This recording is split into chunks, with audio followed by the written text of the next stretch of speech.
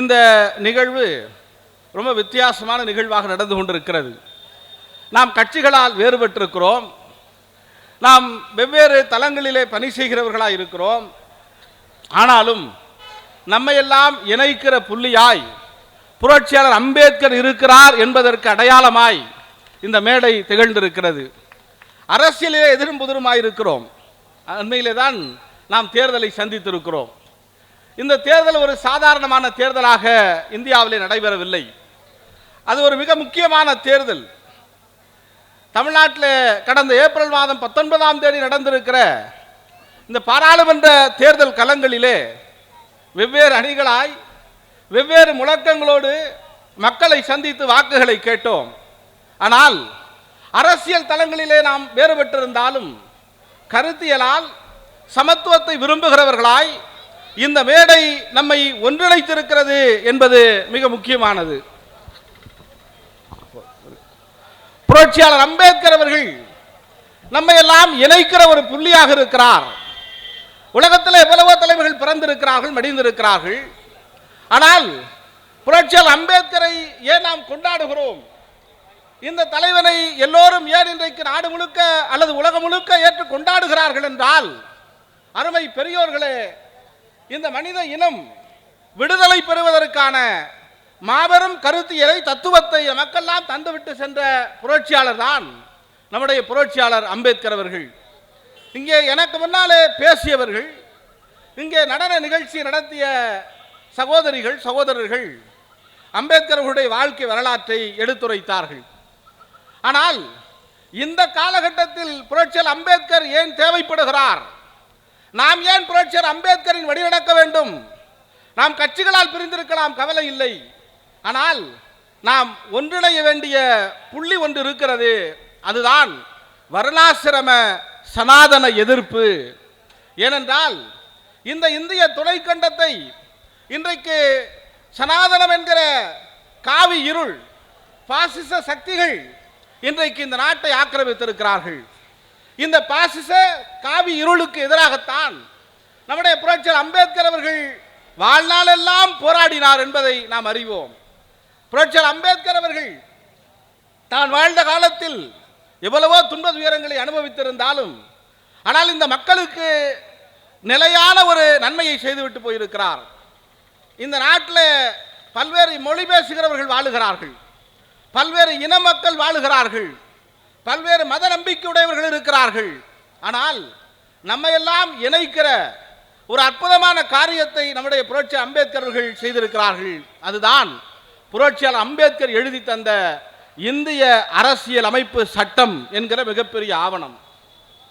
ஏன் அதை நான் குறிப்பிடுகிறேன் என்றால், இந்த இந்திய அரசியலமைப்பு சட்டம் தான் இந்தியாவை ஒரு மத நல்லிணக்கமுள்ள சமய சார்பற்ற நாடாக வைத்திருக்கிறது.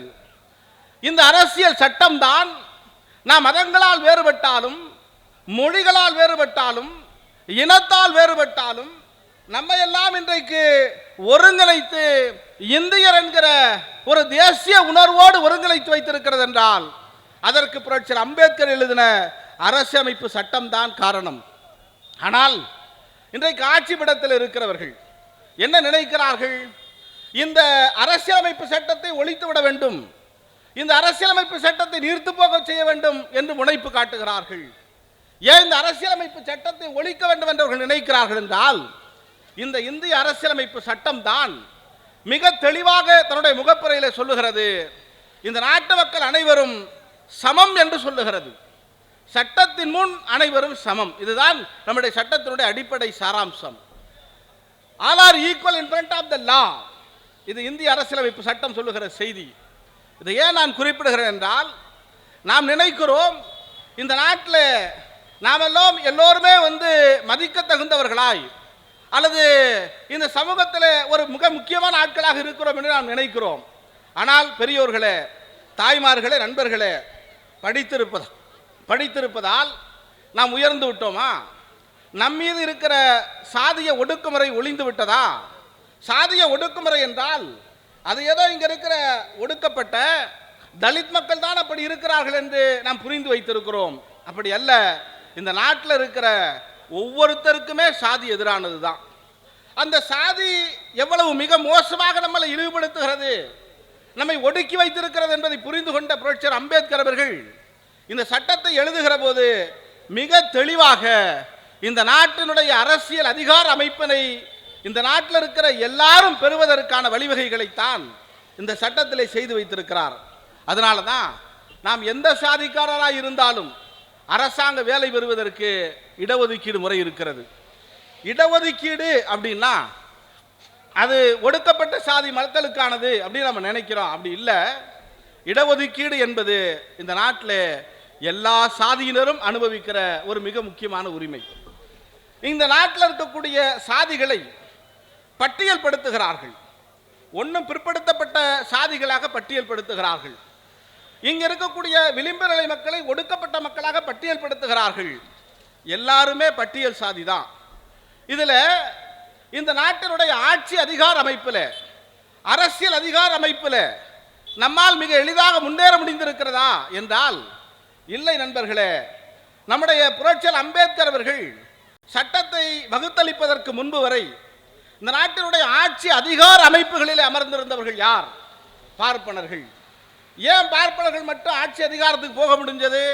இந்த நாட்டில் சனாதனம் என்கிற கருத்து, வர்ணாசிரமம் என்கிற கருத்து என்ன சொல்லுகிறது என்றால், எல்லாரும் பிறக்கிற போது சமம் கிடையாது. பிறக்கிற போதே கடவுள் பார்ப்பனர்களை மட்டும் உயர்ந்த சாதியாகவும் பார்ப்பனர் அல்லாத உங்களையும் என்னையும் கீழ் சாதியாகவும் படைச்சிட்டார்னு ஒரு கருத்தை நிறுவி வச்சிருக்கிறான். எல்லாருமே கீழ் ஜாதி தான்.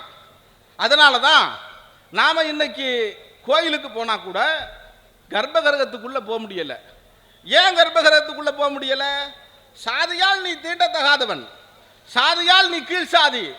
அதனால தான் கோயிலுக்குள்ளே போகலாம், ஆனால் சாமியை தொட்டு கும்பிடுகிற உரிமை உனக்கு இல்லை. என்ன காரணம்? நம் மீது சுமத்தப்பட்டிருக்கிற சாதி இழிவு தான் காரணம். இன்றைக்கு கோயில் கும்பாபிஷேகங்களை நடத்துகிறோம். கோயில் கும்பாபிஷேகம் அது ஒரு புனித நிகழ்ச்சி என்று நாம் நம்புகிறோம், ஏற்றுக்கொள்ளுகிறோம். ஆனால் கோயில் கும்பாபிஷேகத்தினுடைய அடிப்படை தத்துவம் என்ன என்றால், பல சாதிக்காரர்களும் சேர்ந்து கட்டினதுனால அந்த கோயில் தீட்டாய் விட்டது. அந்த கோயிலை புனிதப்படுத்த வேண்டும். எனவே அந்த கோயில் கோபுரத்தில் தண்ணியை ஊற்றி கழுவி விடுறான். இதுதான் கும்பாபிஷேகம். இது ஏதோ நான் சொல்லுவதற்காக நீங்கள் சங்கடப்படக்கூடாது. பலருக்கு இங்கே கடவுள் நம்பிக்கை இருக்கலாம். ஆனால் நண்பர்களே, நாம் என்ன நினைக்கிறோம், அது ஏதோ ஒரு புனித நிகழ்ச்சி போல அப்படின்னு குடும்பமே அடித்து அலமோதி போய் நம்ம வரிசையில் நிற்கிறோம். தள்ளு முள்ளுன்னு போய் தள்ளிக்கிட்டு போய் நிற்கிறோம். மேலே உட்காந்துட்டு கொஞ்சம் தண்ணி அள்ளி அந்த கலசத்தில் ஊற்றிட்டு ஒரு அண்டாச்சா தண்ணி எடுத்து மேலே எல்லாத்து மேலேயும் தெளிச்சு விட்றான். நம்ம அப்பா புண்ணியம் கிடச்சிருச்சுன்னு நினைக்கிறான். நண்பர்களே, அது புண்ணியம் அல்ல, உன் மீது சுமத்தப்பட்டிருக்கிற சாதி இழிவை அவன் நினைவுபடுத்துகிறான், அவ்வளவுதான். நல்லா நினைச்சு பாருங்க. இன்னைக்கு ராமர் கோயிலை திறந்திருக்கிறோம். நாங்கள் பாலராமர் கோயிலை திறந்து விட்டோம். இந்துக்களின் நம்பிக்கையை, இந்துக்களினுடைய கோரிக்கை நிறைவேற்றி விட்டோம் என்று நம்முடைய மதிப்பிற்குரிய பிரதமர் நம்முடைய மோடி அவர்கள் சொல்லுகிறார். கோயிலை திறந்துட்டா இந்துக்களின் ஓட்டு கிடைச்சிரும், கோயிலை திறந்ததுனால நம்ம ஏதோ பெருசா சாதிச்சிட்டோம் அப்படின்னு சொல்றார். நீங்க அந்த நிகழ்ச்சியை நல்லா கவனிச்சு பார்த்துருந்தீங்கன்னா தெரியும். நம்முடைய மோடி அவர்களும் நம்மை போல ஒரு தீண்டத்தகாத சாதி தான். அதனால தான் நம்முடைய மோடி அவர்கள் அங்கே போய் அந்த கோயிலுக்குள்ள அந்த ராமர் சிலையை கொண்டு போய் வச்சாலும் கூட, அந்த நிகழ்ச்சி நாடு முழுக்க ஒளிபரப்பானாலும் கூட, ஆயிரக்கணக்கான மக்கள் கலந்துக்கிட்டாலும் கூட, ஒரு சங்கராச்சாரி கூட அந்த நிகழ்ச்சியில் கலந்துக்கல. நல்லா நினைச்சு பாருங்க. சங்கராச்சாரிங்கிறது என்ன? அது இந்து மதத்தினுடைய தலைவர் போஸ்ட், அவ்வளவுதான். சங்கராச்சாரிங்கிறது ஒரு போஸ்ட். எப்படி விஓங்கிறது ஒரு போஸ்டோ, எப்படி கலெக்டருங்கிறது ஒரு போஸ்டோ, அது மாதிரி சங்கராச்சாரியாருங்கிறது இந்து மத தலைவருக்கான போஸ்ட். இந்து மத தலைவருக்கான போஸ்டில் நம்ம காஞ்சிபுரத்தில் என்னைக்காவது ஒரு முதலியார், ஒரு செட்டியார், ஒரு ரெட்டியார், ஒரு படையாட்சி, ஒரு கவுண்டர் போய் உட்கார முடியுங்களா? ஏன் முடியாது அப்படின்னா, இந்த இந்து மதம், சனாதனம், வர்ணாசிரமம் என்ன சொல்லுகிறது என்றால், என்னதான் இருந்தாலும் நீ சூத்திர பயங்குது. சூத்திரன்னா என்ன அர்த்தம்? அது ரொம்ப அருவருப்பானது. பெண்கள்லாம் இருக்கிறாங்க, நான் உங்களுக்கு புரிதலுக்காக சொல்லுகிறேன். சூத்திரன்னா அடிமைன்னு அர்த்தம். நான் ரொம்ப தெளிவாக விளக்கமாக சொல்கிறேன். அடிமைன்னு அர்த்தம். அது இன்னும் கேவலமானது. அப்படின்னா என்ன அர்த்தம்? இந்த நாட்டில் வாழ்கிற முதலியார் அடிமை தான், செட்டியார் அடிமை தான், கவுண்டர் அடிமை தான், படையாட்சி அடிமை தான், நாடாறு அடிமை தான், உடையாறு அடிமை தான்.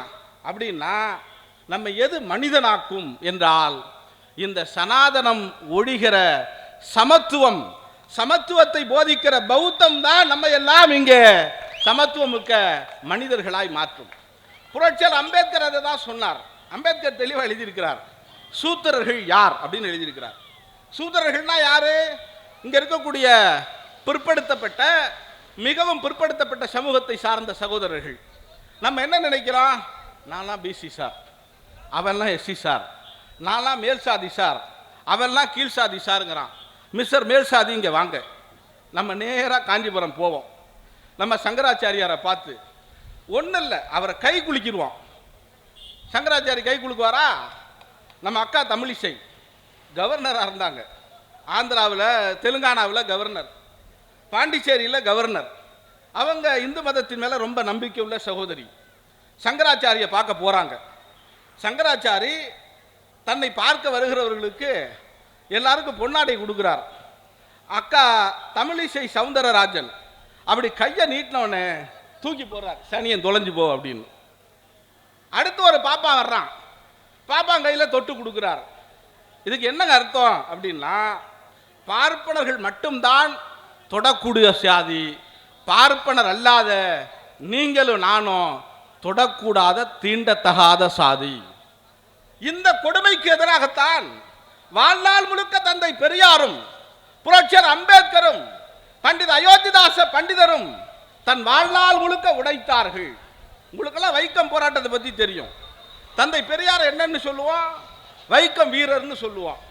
அந்த வைக்கம் போராட்ட வரலாறு என்ன தெரியுமா? கேரளாவில் வைக்கம் அப்படிங்கிற ஒரு ஊரில் ஒரு அக்ரஹாரத்துக்குள்ள ஒரு கோர்ட் இருக்கு. அது வெள்ளைக்காரன் ஆட்சி காலம். அக்ரஹாரத்துக்குள்ள கோர்ட் இருக்கு. அங்கே ஒரு பிற்படுத்தப்பட்ட சமூகத்தை சார்ந்த சகோதரர் வக்கீலுக்கு படித்து முடித்து பட்டம் வாங்கிட்டார். வக்கீலுக்கு படித்து முடித்தா கோர்ட்டுக்கு போகணும். இவர் கோர்ட்டுக்கு போகணும், ஆனால் கோர்ட்டுக்கு போக முடியலை. ஏன் போக முடியலை? கோர்ட்டு எங்கடா இருக்குது? கோர்ட்டு அக்ரஹாரத்துக்குள்ளே இருக்கு. அக்ரஹாரத்துக்குள்ள நாய் போகலாம், பன்றி போகலாம், ஆடு மாடு போகலாம், எல்லாம் போகலாம். ஆனால் நண்பர்களே, மனுஷங்களாக இருக்கிற பிற்படுத்தப்பட்ட ஒடுக்கப்பட்ட சமூகத்து மக்கள் போக முடியாது. நான் லாயர் அப்படின்னு ஒருத்தர் போயிட முடியுமா? போக முடியாது. பிற்படுத்தப்பட்ட சமூகத்தில் பிறந்திருந்தாலும் அந்த வைக்கத்தில் இருக்கக்கூடிய அக்ரஹாரத்துக்குள்ளே போக முடியாது. இப்போ நாம் இன்னைக்கு இந்த தெருவில் பூந்து அந்த தெருவில் பூந்து 4 தெரு கடந்து வந்துடுறான். நண்பர்களே, இதெல்லாம் ஒரு 100 ஆண்டுகளில் ஏற்பட்ட மாற்றம்.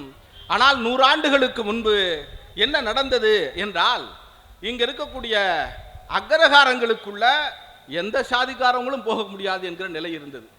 இதுதான் இந்த நாட்டில் இருக்கிற பிற்படுத்தப்பட்ட, மிகவும் பிற்படுத்தப்பட்ட சமூகத்து மக்களின் மீது இருந்த தீண்டாமை. அந்த தீண்டாமை ஒழிய வேண்டும் என்பதற்காகத்தான் நம்முடைய புரட்சியாளர் அம்பேத்கர் அவர்கள் மிக அற்புதமாக வரலாற்றை ஆய்வு செய்து சூத்திரர்கள் யார் என்று ஒரு புத்தகம் எழுதியிருக்கிறார். இப்போ நாம் என்ன படிக்கணும்? நாம் கல்கி படிக்கிறோம், குமுதம் படிக்கிறோம், ஆனந்த விகடன் படிக்கிறோம். ஆனால் நண்பர்களே, நாம் நம்முடைய வரலாற்றை படிக்க வேண்டும். நம்முடைய வரலாற்றை படிக்க வேண்டுமானால் புரட்சியாளர் அம்பேத்கர் எழுதின சூத்திரர்கள் யார் என்கிற புத்தகத்தை எல்லோரும் தயவு செய்து படிக்கணும். ஏன்னா அதுதான் நாம் மனிதர்களாக மாறுவதற்கு, நாம் தலை நிமிர்ந்து நடப்பதற்கு புரட்சியாளர் அம்பேத்கர் நமக்கு கையில் செய்து கொடுத்த மிகப்பெரிய ஆயுதம். நம்முடைய புரட்சியாளர் அம்பேத்கர் எழுதின புத்தகங்களிலே ரொம்ப முக்கியமான புத்தகம் சூத்திரர்கள் யார், ஜாதியை ஒழிக்க வழி என்கிற புத்தகம். இதெல்லாம் நீங்கள் வாசிக்கணும். இப்போ வெறும் அம்பேத்கருக்கு விழா எடுக்கிறோம், நம்ம பட்டாசு வெடிக்கிறோம், நடனம் போடுறோம், பாட்டு பாடுறோம், இது வல்ல. இதை தாண்டி நம்ம ஒரு வேலை செய்யணும். அம்பேத்கரை படிக்கணும், அம்பேத்கரை பரப்பணும். ஏன்னா அம்பேத்கர் தான் உண்மையும் என்னையும் மனிதனாக்கி இருக்கிறார். அதனால தான் நம்ம அம்பேத்கரை கொண்டாடுறோம். ஆகவே அருமை பெரியோர்களே, நண்பர்களே, அம்பேத்கர்னா அவர் ஒரு சாதி தலைவர் இப்படி ஒரு கருத்தை உருவாக்கிட்டு இருக்கிறான். அம்பேத்கர் சாதி தலைவரெல்லாம் கிடையாது. அம்பேத்கர் எல்லா சாதிக்கும் தலைவராக இருந்திருக்கிறார். அதான் ரொம்ப முக்கியம். அதனால தான் இந்த நாட்டில் ஒடுக்கப்பட்ட மக்கள் மட்டுமல்ல, பிற்படுத்தப்பட்ட மக்களை இழிவு செய்கிற மனு தர்மத்தை 1925 வீதியில போட்டு கொளுத்துகிற வேலையை அவர் செய்தார் என்று பார்க்கிறோம். இந்த மனு தர்மம்னு ஒரு புத்தகம் இருக்கு. அந்த புத்தகம் என்ன சொல்லுது அப்படின்னா, நான் ரொம்ப முடிச்சிடறேன். அந்த புத்தகம் என்ன சொல்லுது அப்படின்னா, வேற ஒன்றும் இல்லை, பார்ப்பனர்கள் படிக்கலாம், பார்ப்பனர் அல்லாத யாரும் படிக்கக்கூடாது அப்படின்னு சொல்லுது. இப்போ யாராவது ஒருத்தன் சொன்னா நம்ம என்ன செய்வோம், அதை மீறணும்னு நினைப்போம். இல்லை இந்த பக்கம் போவாதரா அப்படின்னா, ஏன் நான் போவேன், நீ என்ன பண்ணுவேன்? இது நம்ம இயல்பாகவே பிறவியில் இருக்கிற ஒரு குணம். படிக்கணும்னு நினைக்கிறான். அந்த மீறி படித்தா என்ன ஆகும் அப்படிங்கிறதுக்கு ஒரு கதை எழுதி வச்சான். நம்ம ஊரில் 2 கதை எல்லாருக்கும் தெரியும். ஒன்று மகாபாரதம், இன்னொன்று ராமாயணம். இந்த மகாபாரத ராமாயண கதையை நல்லா எடுத்து பாருங்க. அதில் இந்த மகாபாரதத்தில் ஒரு கதை சொல்லுவான், ஏகலைவன் கதை சொல்லுவான். அந்த ஏகலைவன் கதை அது கதை தான், நடந்த சம்பவம் இல்லை. ஆனால் ஏன் அந்த கதையை சொல்கிறான்? இப்போ கிராமத்தில் பிள்ளைகளுக்கு பாடம் சொல்லி கொடுப்பான். அந்த கதைகளில் என்ன நிறைய கதைகளை சொல்லி கொடுப்பான். அதில் முயலும் ஆமையும் கதை சொல்லி கொடுப்பான். எதுக்கு அந்த கதையை சொல்கிறான்? சுறுசுறுப்பாக வேகமாக இருக்குன்னு சோம்பேறியாக படுத்து தூங்கிடக்கூடாது. இது அந்த கதை உணர்த்துகிற நீதி இல்லையா? அப்போ அது மாதிரி இந்த ஒட்டுமொத்த சமூகத்திற்கும் ஒரு கதை சொன்னார்கள். என்ன கதைன்னா, நீ படிக்கக்கூடாதுங்கிறதுக்கான ஒரு கதை. ஏகலைவன் ஒரு ஆள், அவன் பிற்படுத்தப்பட்ட சமூகத்தை சார்ந்தவர். அவர் படிக்கணும்னு நினைக்கிறார். அன்னைக்கு படிச்சுட்டு வாத்தியாராக இருந்தது ஒரு பார்ப்பனர். அவர் யாருங்க அப்படின்னா, அவர் துரோணாச்சாரியார் என்கிற ஒரு பார்ப்பனர். அவர் பார்ப்பனர்களுக்கு மட்டும்தான் பாடம் எடுப்பார், பார்ப்பனர்களுக்கு மட்டும்தான் பாடம் சொல்லி கொடுப்பார். அந்த துரோணாச்சாரிகிட்ட படிக்கணும்னு போய் நம்ம ஓபிசி கம்யூனிட்டியை சார்ந்த அல்லது எம்பிசி கம்யூனிட்டியை சார்ந்த நம்ம ஏகலைவன் போய் கேட்குறார், சார் எனக்கும் படிக்கணும்னு ஆசை இருக்குது, கொஞ்சம் சொல்லி கொடுங்களேன்னு கேட்குறார். உடனே துரோணாச்சாரி என்ன தெரியுமா கேட்டார்? நீ என்னடா ஜாதின்னு கேட்குறார். நம்மால் ஓபிசிங்கிறான். ஓபிசின்னா சூத்திர பைய, சூத்திரன் படிக்கக்கூடாது, ஏன்னா சூத்திரன் அடிமையாக தான் இருக்கணும், படிக்கக்கூடாது, போடான்னு கரட்டி விட்டுறார். கடைசி வரைக்கும் அவன் படிக்கலை, சேர்த்துக்கவே இல்லை. அதனால துரோணாச்சாரி என்ன பண்ணுறாரு, நேராக போய் ஒரு காட்டில் உட்காந்து தானே சொந்தமாக படிச்சிடறான். படிப்புன்னா ஏதோ இன்னைக்கு இருக்கிற மாதிரி பிஎஸ்சி ஃபிசிக்ஸ் கெமிஸ்ட்ரி எல்லாம் கிடையாதுங்க. வில்வித்தை, குதிரை ஏற்றம், வாள்வீச்சு, இந்த மாதிரியான சமாச்சாரங்கள் எல்லாம் படிச்சிடுறார். ஆனால் இந்த துரோணாச்சாரி கிட்ட படித்த பார்ப்பனர்கள் அவர்களை விட இந்த ஏகலைவன் எல்லா வித்தைகளிலையும் தலை சிறந்தவனா மாறுறான். அதில் குறிப்பா வில்வித்தையில் அவன் கோல்டு மெடலிஸ்ட். இந்த செய்தியை அறிந்து கொண்ட துரோணாச்சாரி என்ன தெரியுமா பண்றாரு, ஒரு நாள் காட்டுக்கு போறார். அவரோட சேர்ந்து அவருடைய ஸ்டூடெண்ட்ஸ் எல்லாம் போறாங்க. எல்லா பயிலும் பாப்பார பைய போறான். அப்படி போகிற போது ஒரு இடத்துல ஒரு காட்டு நாய் அவர்களை வழிமறிக்கிறது. அந்த காட்டு நாய் வழிமறிக்கிற போது எங்கிருந்தோ வந்த ஒரு அம்பு அந்த நாயை கொண்டு போடுகிறது. அந்த அம்பு யாரா எய்துனது அப்படின்னு பார்த்தா, நம்முடைய முன்னோராயிருந்த நம்முடைய ஓபிசி கம்யூனிட்டியில் பிறந்த ஏகலைவனான அந்த அம்பை எய்து அந்த நாயை கொள்றான். ஆனா கதைப்படி துரோணாச்சாரி என்ன நினைக்கிறாரு, அம்பை எய்துவதில் மிக தீவிரமா ரொம்ப நுணுக்கமா கத்து வச்சிருக்கிறவன் அர்ஜுனன் தான். அர்ஜுனன் தான் அந்த அம்பை எய்திருப்பான்னு அவர் நினைக்கிறாரு. ஆனால் அம்பை எய்தி நாயை கொன்றது யார் என்றால் நம்முடைய சமூகத்தில் பிறந்த ஏகலைவன் அதை கொண்டு விடுகிறான். இது தெரிஞ்ச உடனே நம்ம ஏகலைவன் துரோணாச்சாரி கிட்ட சொல்றான், நான் தான் அதை கொன்னேன் அப்படிங்கிறான். அப்போ உடனே துரோணாச்சாரி கேட்குறாரு, யாரா உனக்கு இந்த வித்தையெல்லாம் சொல்லி கொடுத்தது, எங்கே போய் படிச்சேன்னு கேட்குறாரு. அவன் சொல்கிறான், ஐயா நான் உங்கள்கிட்ட தான் படித்தேங்கிறான்.